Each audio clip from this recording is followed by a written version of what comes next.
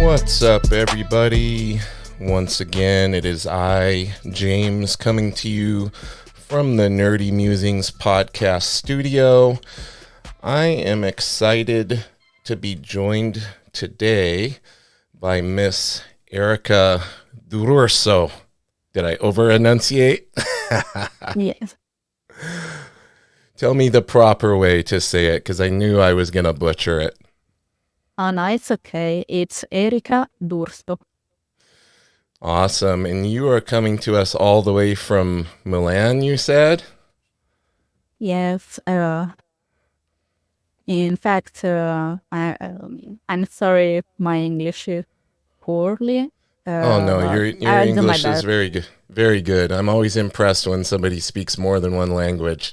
No, I can understand you completely, and I really appreciate you taking the time to come on here today. I know it's only 12:30 almost p.m. here, but I understand there it's after 9 at night. Yes, but I usually tend to be an ICO, so it's Yeah. okay. I was going to ask you about that because I know a lot of creative people, we're all night owls and we do our best work at night and a lot of times feel the most creative. Do you feel you're the same way with your artwork? Do you do most of your major work at night? I can say that most of my life has been that way. Especially when I lived with my parents. The night was the best moment to work because there was quiet Right. and no distractions. I was able to work in peace. So it lasted for many years. And lately, since I got my own house, and I also adopted a dog. So uh, being waking up early was a must, Yeah, and I had the to. dogs don't allow you to sleep in. Yes, she's a good sleeper, and I think she could wait for me until noon Yeah. if I want, but I realized that it's also a good habit waking up earlier and start the working day since the Yeah. morning. Yeah, I try to do that, but it's hard. Like certain days I have to get up earlier, and for me it's very hard because I'll stay up till a lot of times, 1:30, 2 a.m. is like my average time that I go to bed. So on the mornings I have to get up early. It's a struggle. I would much rather stay in bed until noon. Oh, yes, I feel it. Yeah. Now, I wanted to ask, how early in your life did your interest in art start out for you? Was it ever since you were a child? Um, yes, I think that like many other artists, I started drawing and expressing myself through art and since I was very little. I remember, I think I started it at 5 or 6. Okay, very early. Yes, and at first it was something that I kept doing because people were telling me, "You're good, so you should keep going." And um, when for the first time I tried to do something else, I realized that I miss drawing and art a lot, and that it was my path. Yeah. So it was your passion. You realized kind of that was something that was missing for you that you wanted to explore further. Yes. Now, for you, were you into comics back then? I mean, if we fast forward to now, obviously your work is in comics. Were your artistic interests always based in comics, or did you kind of get into just more traditional art to start and then found your way to comics after that? It's only half and half. I mean that when I was little, there were comics that I read, like Mickey Mouse and something else, but it was not passion yet until my teenage. And even then, when I liked the comics a lot,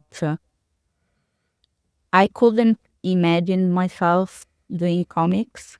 And so my studies were oriented into traditional art and painting. Okay. And it's after my high school, I decided that I wanted to try comics. And was there a particular comic you saw that maybe gave you that inspiration or gave you the idea that that might be a branch you could take and go and explore that, for your art style and maybe change a little bit and adopt more of a comic art style versus traditional? Um, I think that I um,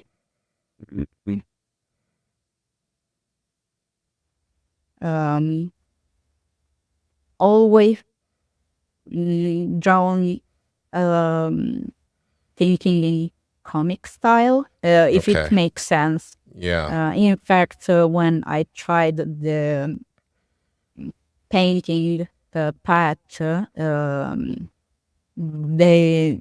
it wasn't working because I ended always drawing more uh, boldly and based on the comics I read. Yeah. And if I have to say a specific comic, I remember that I received with a newspaper like a um, collection of the first 5 issues of Ultimate Spider-Man, Oh, yeah. Awesome stuff. and I remember that looking at that, it was my very first American comic, and I remember um, how much impressive was for me looking at the ability to tell a story through the images. And I remember that book is completely broken because I read it a lot of times and I copied the images many times. Yeah. So you actually used your comics and read them and didn't keep them sealed away in a bag. You very much loved and read and copied from them to try to help inform your art style and learn how to, produce in the more the comic book style of sequential storytelling and all of those types of things. Can you repeat, please? I was just saying that you really instead of being like a collector and babying your comic book and not reading it and keeping care of it, you actually utilized it and were using that in your studies to try to learn how to produce comic style artwork and sequential storytelling. Yes, in fact, it was later when I was already working in the industry that I started collecting. So I ended buying more copies of the same comics if I Nice. studied. So I have a copy for studying and another copy to collect. Very cool. And what kind of comics do you, aside from that one, what kind of comics do you collect nowadays? Uh, I have to say that I don't have a specific influence. So there are different styles that I enjoy looking at. So you're So similar to me. You like comics based on the artwork.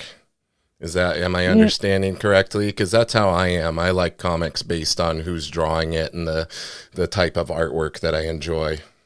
Mainly, yes. Yeah. But mm, I have to say that this is changing since I started studying comics, thinking it like a profession. Mm-hmm. Because when I started,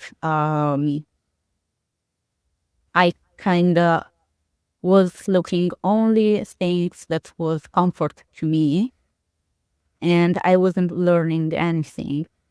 Right. Uh, so when I started opening a little more my horizon, I welcomed also other styles that eventually I enjoyed with time. For example, it was because during the pandemic, I was locked with my boyfriend at his house, Yeah. and he suggested me a comic that probably I would never read on my own because the style wasn't my cup of tea. Right. Um, and he made me read Murder Falcon by Oh Daniel Warren yeah. Johnson. And it was awesome. And I think that now he is my favorite author. Yeah, he's amazing. I love his work. Have you been following his stuff he's been doing with the Transformers? Yes. Yeah. I haven't read it, but I have them already. I'm Yeah. waiting a moment to enjoy them. Yeah, they're awesome. And he's writing it too. So it's really cool to see him, getting to write a Transformers story, from his perspective. I believe he was a big Transformers fan growing up, and now he's getting to write it and draw it and everything and continuing to write it while there's another artist filling in some issues. And it's just been really cool to see him explore that. You can really see the passion for it come through in the artwork and the storytelling. Yes, I agree. Yeah, everything he's done, I have and I collect. Yeah, Murder Falcon was amazing. Yeah, very different though, like you were saying, like it's a departure from a lot of the normal comics out there. Yes, after that, there were many others that at first maybe I wouldn't look at, and then I just embrace everything. So maybe also trying to read good stories with styles that are not my usual interests, but enjoying them anyway, and Yeah. discovering something that I eventually like also of the style as well. Did you when did you decide that you wanted this to be your livelihood, your profession? Was it pretty early on? No, it was. Um, I think I was 23, 24 years old. Okay. Um, I started studying comics because we have some comics course in Italy, and I started because I knew that I liked comics, but um,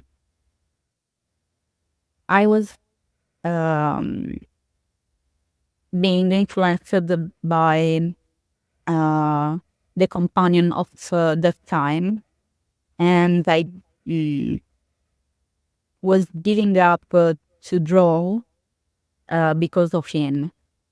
And when I realized that I was losing something really important to me, that was drawing comics, I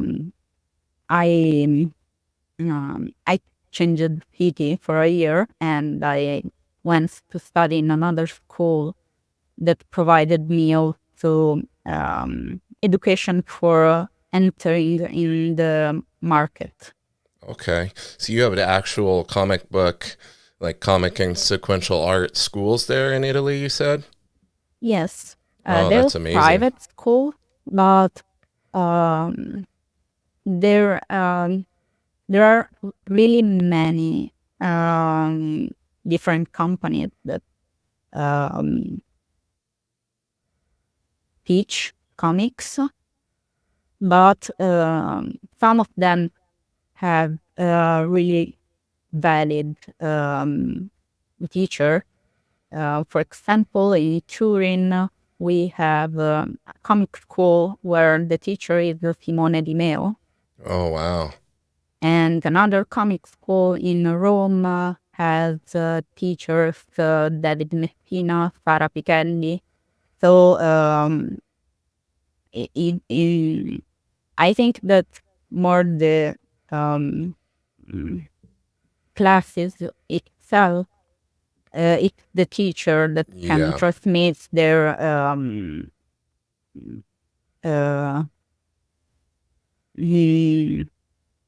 I miss the word, but Like their just their their experience. approach. Yeah. Yes, the experience and the actual work they do is more valuable than the class itself. That could be anatomy and Yeah. English. I think. Did you take inspiration from Sarah? You mentioned her and that she taught there. She also did work on the Ultimate Spider-Man and Miles Morales and everything. She's Um, pretty amazing. yes, when I did the school in Rome, she was one of the major influences that I had at the time. And I think that thanks to this uh, urge to imitating her helped me to develop um, um, the ability to change myself. If I uh, explain it me well, I mean that um, I learned how to evolve myself in time. Yeah, it's definitely a Um, process, isn't it?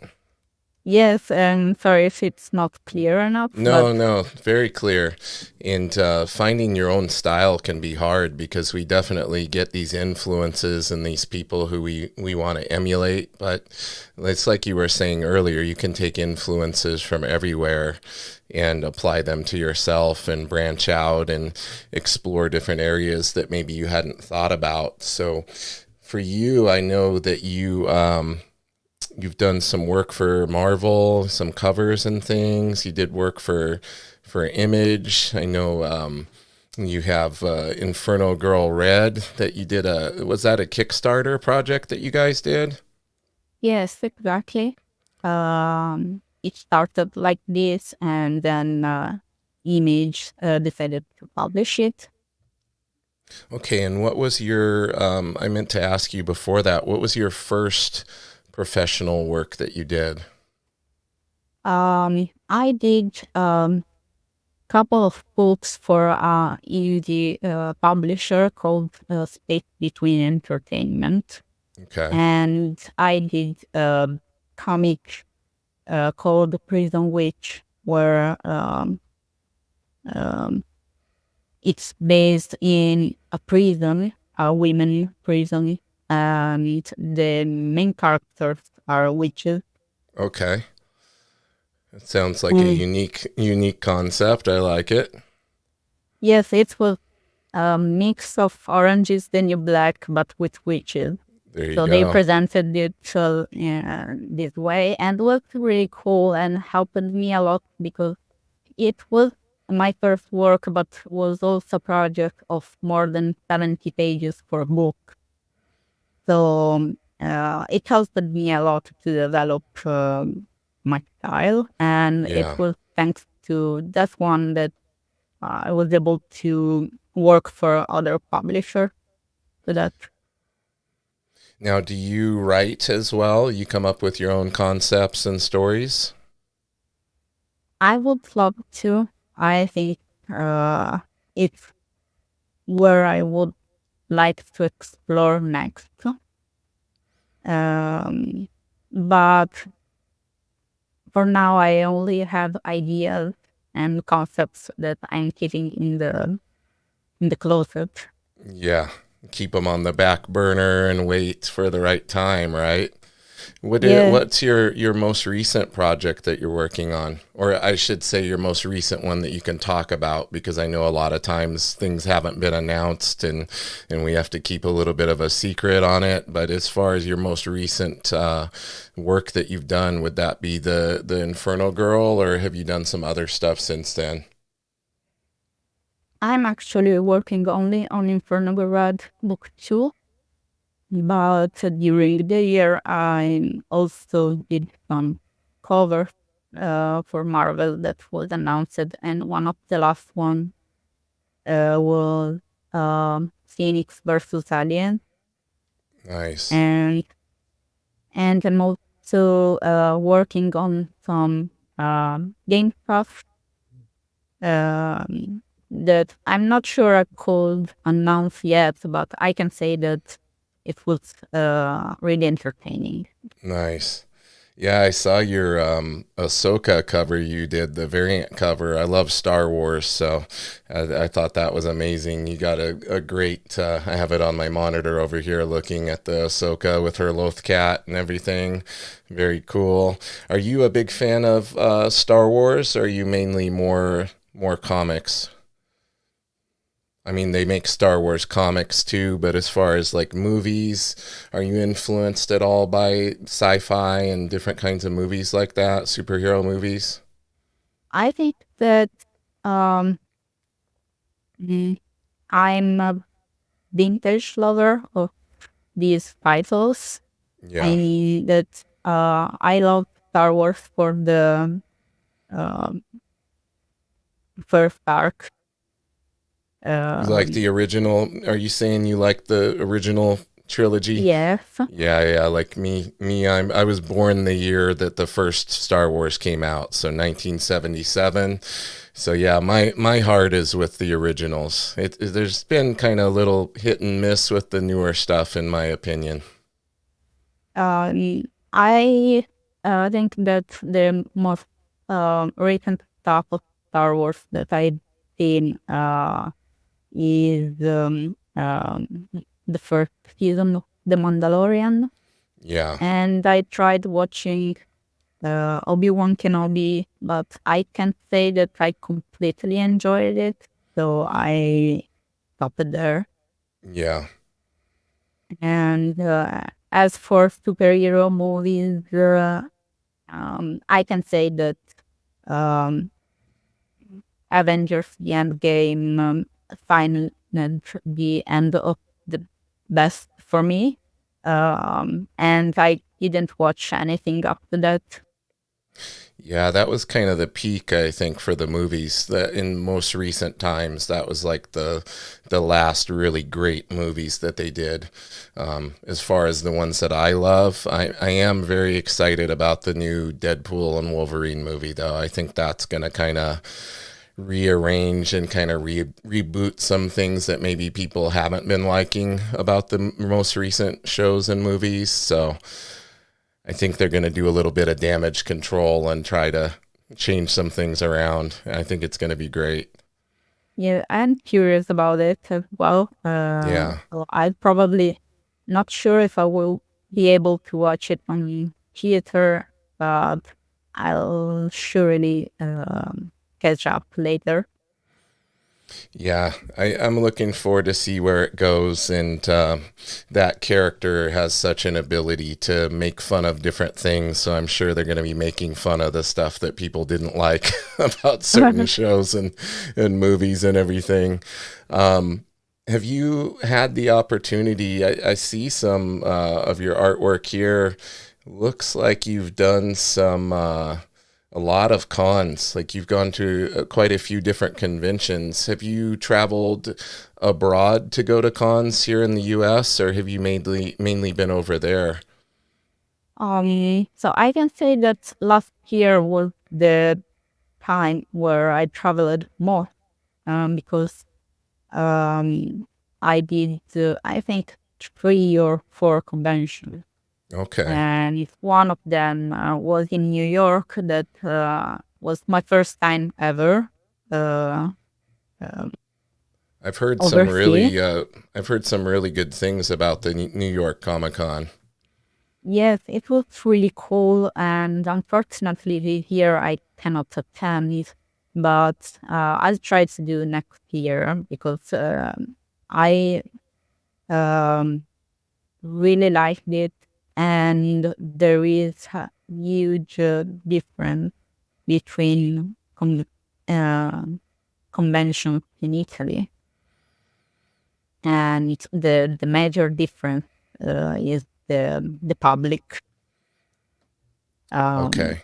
Not as many people attend the conventions there. no, I think it's the mentality.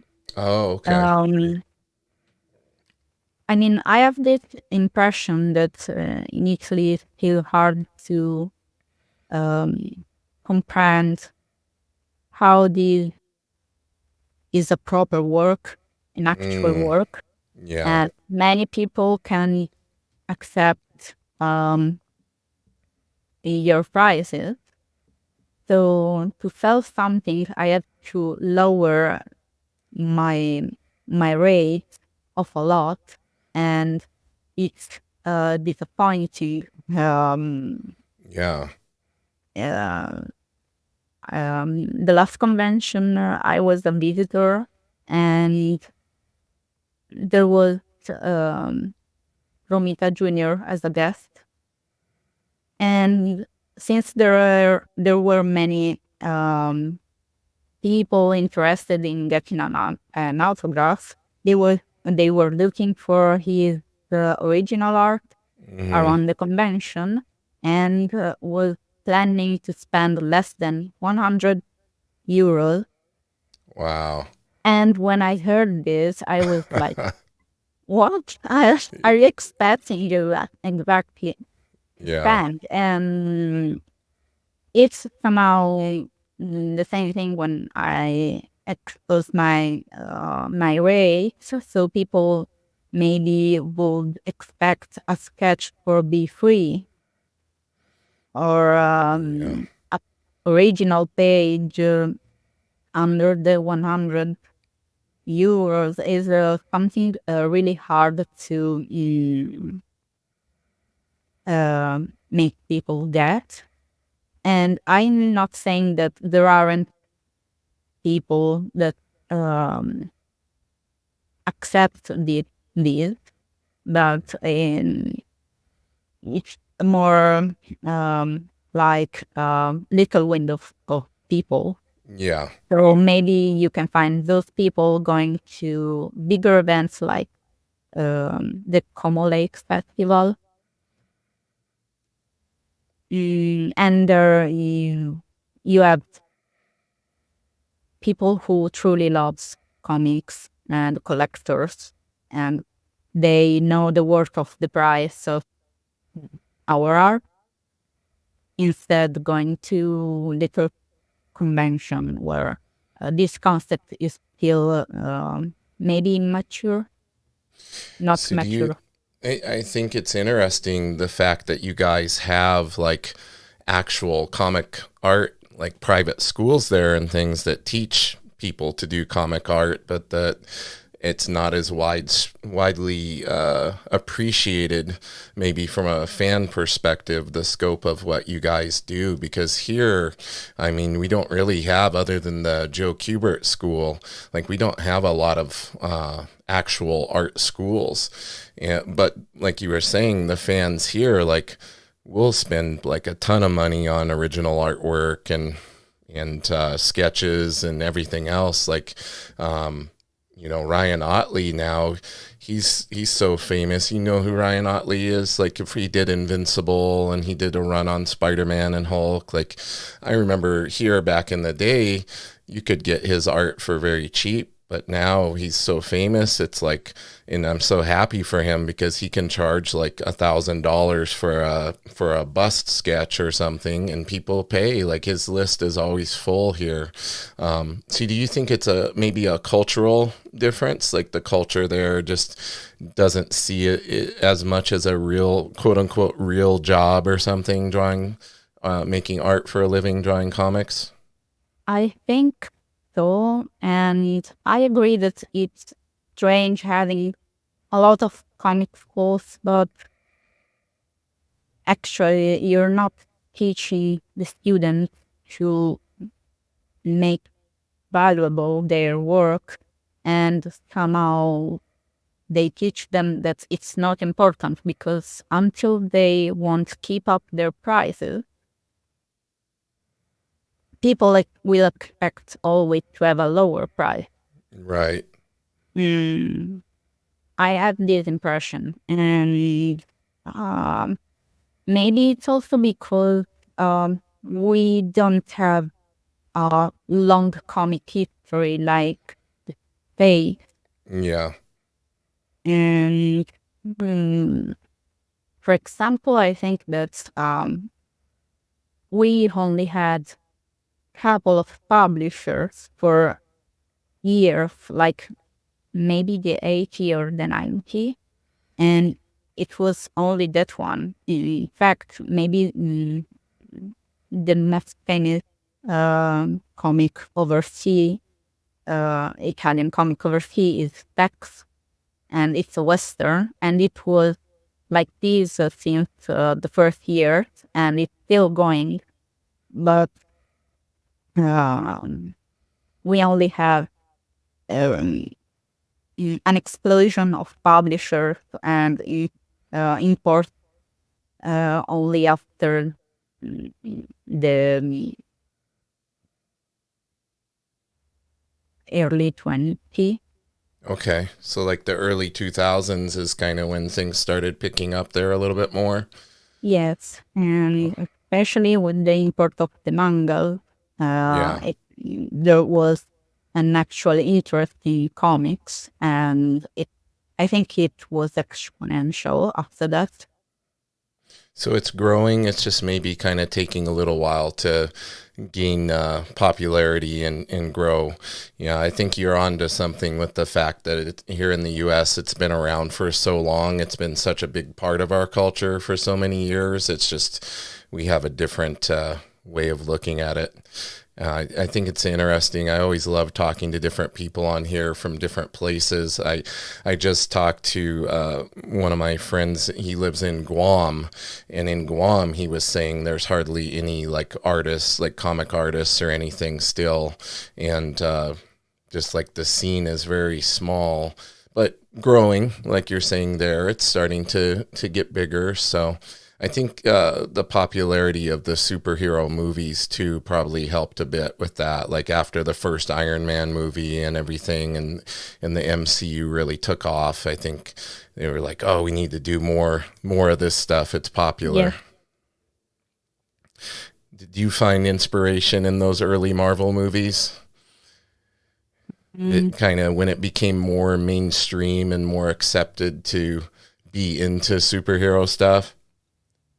um, I really can't say because I watch a lot of series and movies, but I can say that there is something that inspired me so much as comic for Yeah, doing comics. Maybe it's more, I became more interested in how a story is developed. So I found myself maybe uh, thinking about it and being more critic. So I watch the show to discuss about it more than enjoying it. gotcha. And are you really keeping your eye on like the camera work and the way they're doing the storytelling in the film and taking those things and applying them to your sequential storytelling? Um, yes or no. Uh, I mean, that I've been more focused, yes, on how the camera moves, mm, or how the event happen. Um, but I also try to exaggerate everything, because um, we have a lot of technologies for movies now that can improve um, the developing, but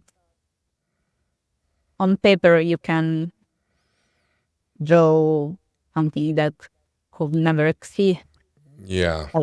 So I'm trying to be less technical and more fantastical. I'm not Yeah. sure if the term is right, but So you're I definitely you're definitely watching Daniel Warren Johnson then, because he's like the master of that. yes, uh, I have to say that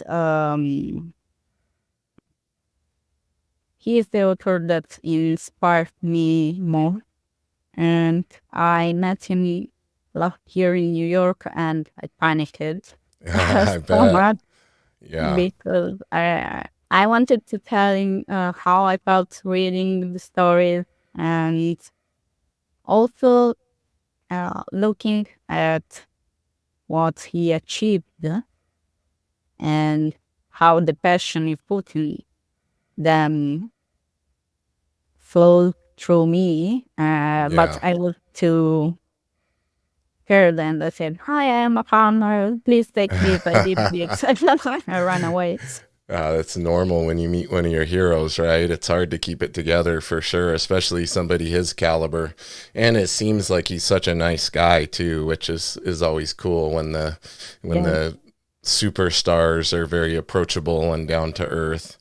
And what impresses me, like there's several things that impress me about him, but just how free he is when he's inking. Like he's doing most of his drawing a lot of times in the with the ink, and that always scares me because the ink feels so permanent, you know. And then I watch him just drawing with the ink, like barely a little loose sketch, and then he's drawing with the ink, and yeah, it's definitely inspirational. I was gonna ask you, do you ink your own work? Yes. I'm also a lot picky because there were times where I needed an assistant, and um, I hated myself because I couldn't accept anyone if he wasn't able to do the work as I wanted. And Yeah. bad because there are times where I really need an author, like 2 years during the first book of Inferno Girl Red. I had an inflammation to both my elbows, Oh no. and I couldn't draw for 4 months. And in that time, I really could use an author for inking, at least. But I was too picky of my own work, and I asked the friend to help me with background. So he was able to help me for the first book, but in the second book he wasn't available because he started working for Marvel, and I'm really happy for him. Yeah. You know, that's the thing. Like, you have a way in your mind of seeing, like, how your work should look. And when a inker is interpreting your pencil work, it can go all different ways. And, you know, trying to bring that vision to life can be so difficult. And, you know, giving away some of your, something you've created and putting it else in someone else's hands has to be very difficult too. Like not having that full control over the finished product has to be difficult at times. Yeah, I think that it could be both limitation, because maybe the inker could bring to your work something more that you didn't thought about. Right. But my problem is being a perfectionist, and this reflects on the cleaning I have on my art, and that I would get rid of it because sometimes it makes me feel too rigid or cold, and I would like to express more. How do you deal with the perfectionism and not allowing it to cripple the process? And what I mean by this is, for me, like, I have a drawing behind me over there of the Hulk that I'm working on, and I get about to that stage that it's at, and then I see all the problems and I want to throw it away or start over. And that keeps me from continuing to progress, because really I just need to finish it and accept those mistakes and not make them the next time. But it's so hard for me to get past that point of, oh, I could do this better now. Like, I already know more than I did when I started this drawing. How do you find that you manage that and keep your perfectionism in check so you can make your deadlines and continue being productive? Um, so it, uh, uh, um, I don't know how to say that when you hit a bad spot, because it's one of my current difficulties, and I developed it um, since after the pandemic, I think. Okay. I um, I think it all started because during the pandemic, many projects I was working on were canceled, and I Hmm. found myself completely mm, unoccupied. Yeah. So my time was um laying in bed in my bedroom at my parents' house, playing games, still being frozen there, and I really felt stuck. And Yeah. when I got my first project after that, it was Inferno Girl Red, and it was so huge project that the thought of doing it well froze me and made me procrastinate for a month Yeah. because I was so scared to mess everything up. And it kind of stayed this issue. So So you're my still you're still working through it as we speak. yes, it's hard because I would love to work more, but uh, sometimes I'm stuck on this problem, saying it's not perfect. It's not like I want. So I keep waiting Yeah. for probably nothing because it's only my actual work that will improve it. So Yeah. in the bad times, I happen to struggle a lot on this, but I try to think I've done the better on this page. So I try to give the best on every page I do. And I try to uh, make peace with myself, thinking that maybe this isn't the best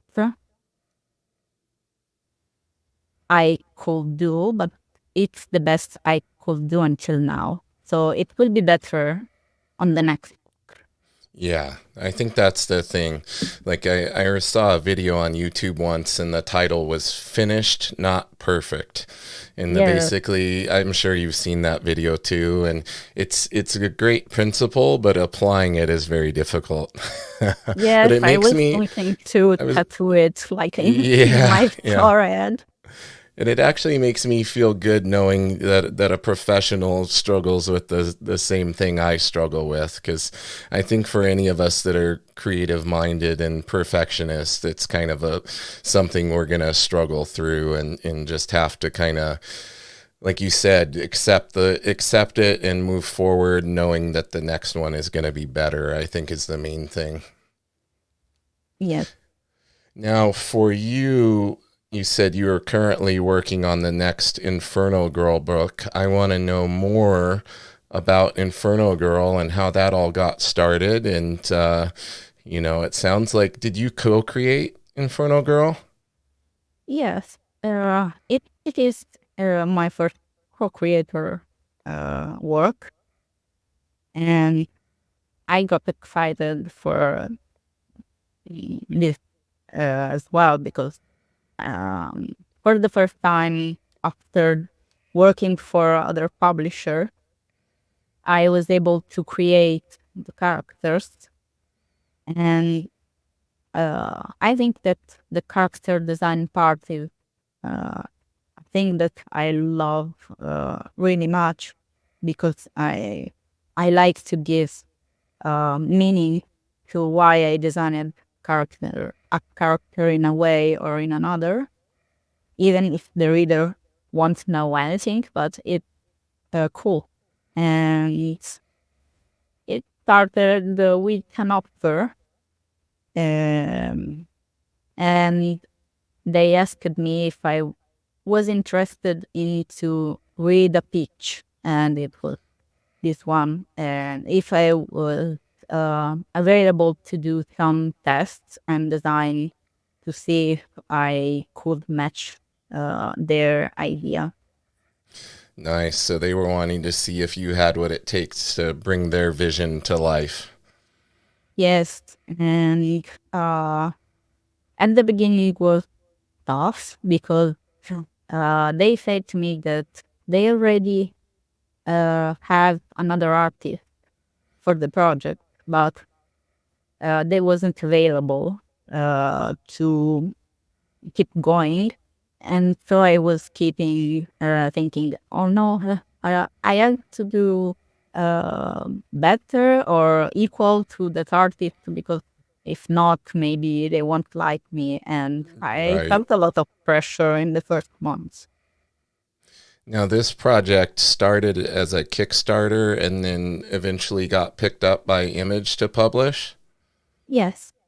Oh, that's awesome. Um, I'm not sure if it was already planned at teenage, but I think they wanted to check how the readers would have welcomed the new title. Yeah. So mm, I think that's why we proceeded this way. And now with the second one, it's also on Kickstarter. Yes, it was funded in September of the last year, and I should close it by September of this year. Okay. So you're working away on that right now. That's kind of taking up the majority of your time at the moment. Yes, I had other work, but once I closed all of them, I said, okay, now I'll focus only on Inferno Girl Red, and as I I want to mm, give it more attention. Well, that's great. You got to put your focus into it. It's easy to get the focus split up, especially if you're working on other commissions and covers and things for other publishers. It's got to be hard to kind of juggle all that and then put your heart and soul into the project that you're really passionate about. So have you kind of closed off taking other offers as far as work, or so you can focus? Or are you still filling in some things here and there, accepting some covers and stuff like that? I accepted some, but I closed everything, and I decided to not taking anything else at least until the end of this book because on one side, working on something different after drawing the same thing after many pages could be not boring, but it could make you feel you a little stuck on the same thing. So changing the subject is actually fun, but of course it takes time. So it, uh, it helps the spirit, but it makes you drain because you're tired of Yeah. the work. It's like a double-edged sword. Yes, On one hand, it inspires your creativity and keeps things fresh for you, but it is still a drain on the creativity as well. yes. Do you find, what's the biggest difference you find between doing a cover versus doing sequential art? I mean, there's obvious differences, but like a cover has to capture like the viewer's eye and make them want to inquire further and see what's going on in the book. Do you look at it any differently when you're doing a cover versus interiors? Are you thinking kind of outside the box a little bit with the covers, or do you kind of maintain the same approach regardless? I I I think that I have two different approaches, but I'm not actively doing them. If I may say, because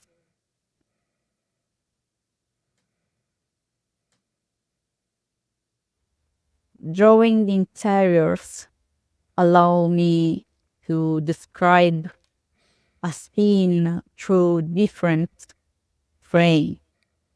Instead, in the cover, I have to choose a moment that describes everything.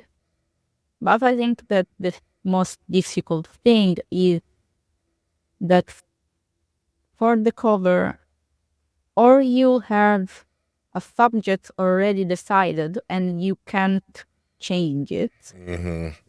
or you don't have anything except the title. So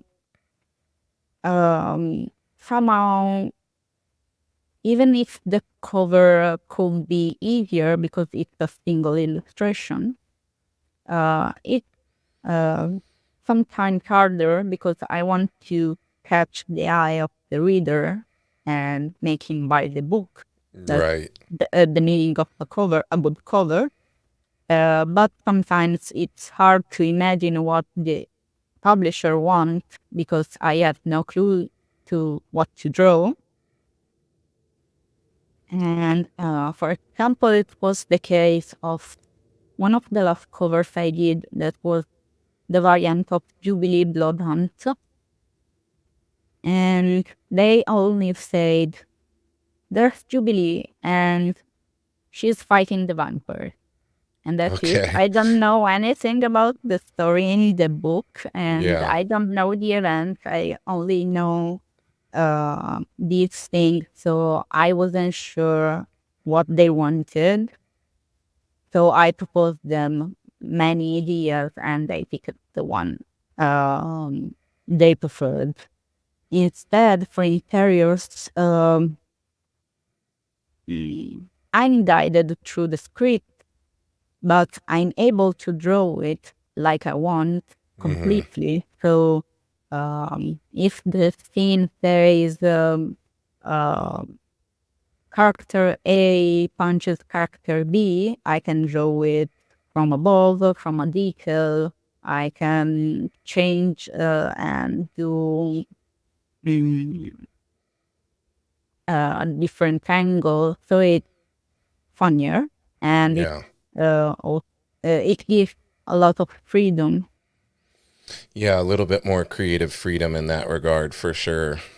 Yes. I was going to ask you about your process. Do you do a blend of traditional and digital, or do you work all digital? I know a lot of artists nowadays work 100% digital because there's, such an ability to streamline and maybe have the workflow go a little bit quicker. But then the trade-off is not having originals to be able to sell necessarily. So what's your process right now? How do you like to approach your work? At first I was the digital artist 100%, but I discovered how good could be detach from the screen sometimes and draw on paper. So I Yeah. started doing commission, and after that I started doing all the covers from traditional art. And I would like to um,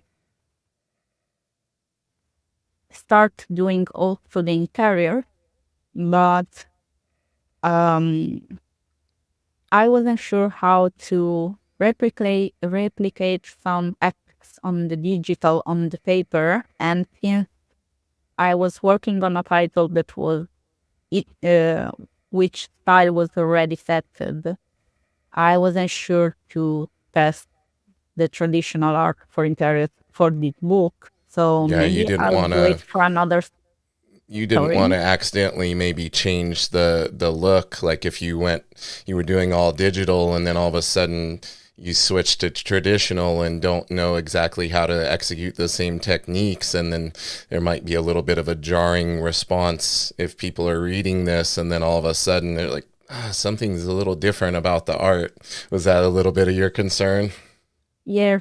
So I thought to leave in traditional only some color, and maybe the next time of story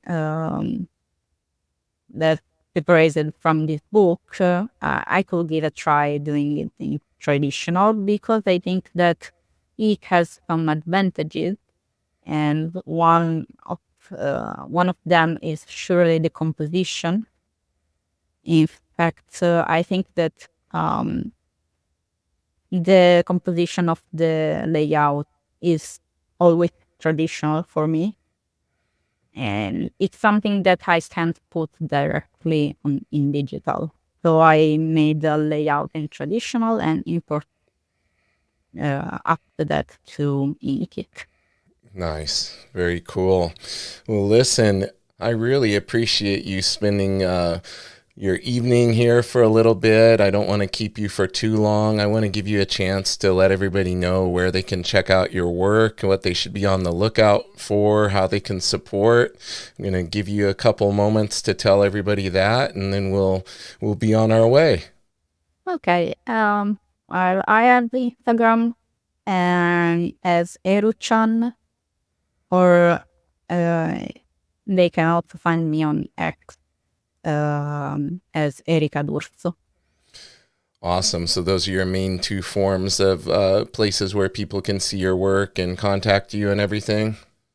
Oh, yes. On them, there is my email as well. Perfect. And so the next thing for everybody to be on the lookout for is going to be the second Inferno Girl Red, right? Oh, yes. And I'm assuming people can still go buy the first one. I'm not sure if it's available, the Kickstarter edition, Okay. but they can find the image book trade paperback. Yeah, or the probably on Comixology, I would assume. Hopefully it's on there. That's where I'm going to be looking for it. Okay, thanks. Awesome, Erica. Well, listen, thank you so much for spending your time with me tonight. I had a great time, and I can't wait for everybody to check this episode out. I want to make sure that everybody goes over to the Nerdy Mewzings YouTube. That's youtube.com/@ symbol Nerdy Mewzings, Mewzings.